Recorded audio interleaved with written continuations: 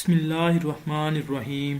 अस्सलामुअलैकुम दोस्तों, वर्ड के अगले ट्यूटोरियल के साथ हाजिर हूँ। आज हम जानेंगे कि हम किस तरह से माइक्रोसॉफ्ट वर्ड के अंदर पिक्चर को इंसर्ट कर सकते हैं।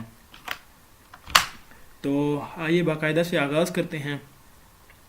मैं यहाँ से इंसर्ट मेन्यू में जाऊँगा और यहाँ पे आप देख सकते हैं ये इंसर्ट मेन्यू में आपके सामने ऑप्शन है पिक्चर। आप इस ऑप्शन पे क्लिक करेंगे और आप अपने पीसी से कोई भी पिक्चर सेलेक्ट करेंगे जो भी आप इंसर्ट करना चाहते हैं। तो मैं यहाँ से कोई पिक्चर सेलेक्ट करता हूँ। मेरे पास ये पिक्चर पड़ी है, मैं इसको इंसर्ट करता हूँ। ये पिक्चर इंसर्ट हो चुकी है, ये देखें।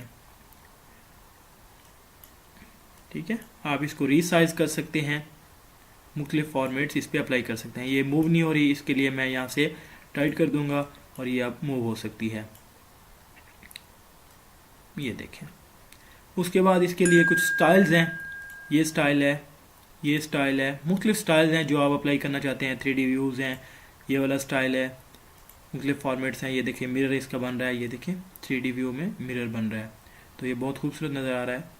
ठीक है, उसके बाद ये वाला स्टाइल है। इसके अलावा यहाँ पे आप क्लिक करेंगे, आपके पास काफ़ी सारे इसके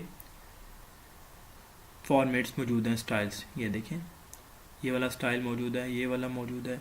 जो भी आप अप्लाई करना चाहते हैं आप अपनी पिक्चर पे कर सकते हैं।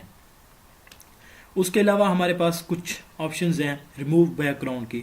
आप अगर चाहते हैं कि अपने जेपीजी फाइल की यानी पिक्चर की बैकग्राउंड रिमूव करना चाहते हैं, आप ये वाला बैकग्राउंड यूज़ नहीं करना चाहते, तो यहाँ पे आप क्लिक करेंगे और एरिया आप अपना सेलेक्ट करेंगे जहाँ से आप रिमूव करना चाहते हैं और आप यहाँ से कीप चेंज कर देंगे। ये देखें, आपका बैकग्राउंड जा चुका है।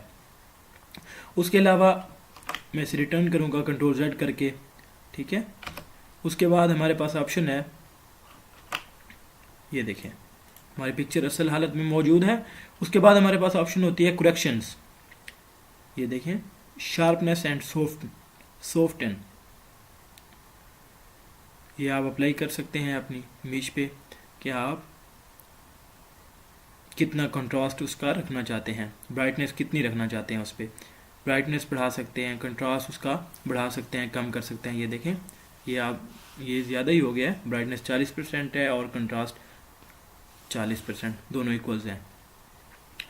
ठीक है, आप ये मुख्तलिफ करेक्शंस कर सकते हैं। उसके अलावा हमारे पास कलर्स की ऑप्शन है।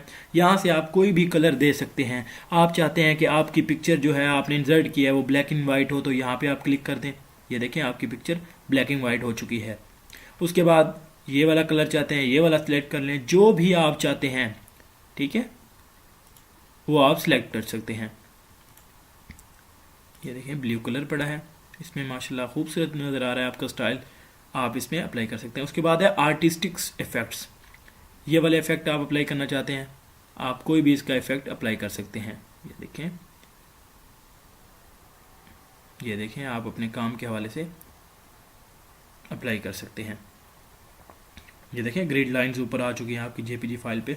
उसके बाद हमारे पास ऑप्शन है कंप्रेस पिक्चर्स की। आप अपनी पिक्चर को कंप्रेस कर सकते हैं।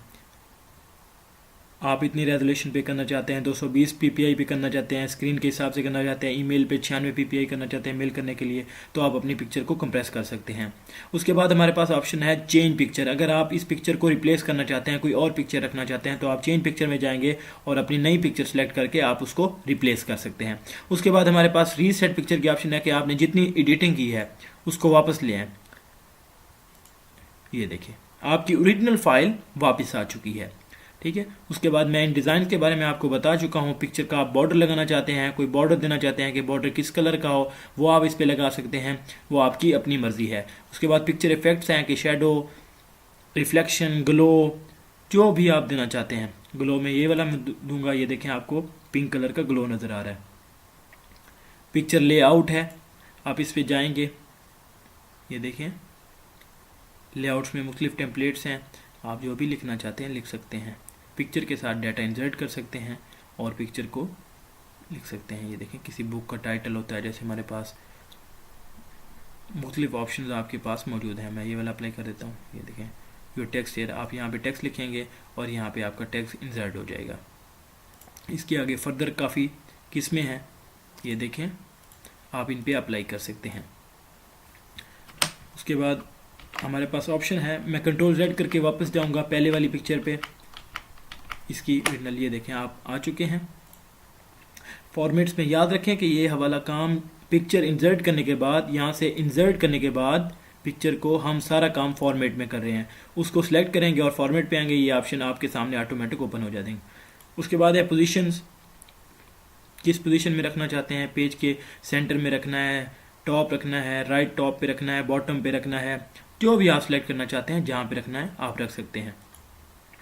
उसके बाद आपके पास ये ऑप्शंस हैं, tight, through, top and bottom.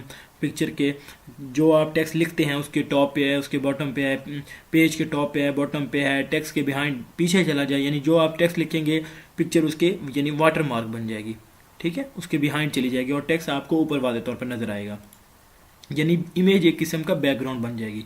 In front of text, text के ऊपर आ जाएगी, टेक्स्ट इसके बिहाइंड चला जाएगा पीछे और इमेज आगे आ जाएगी।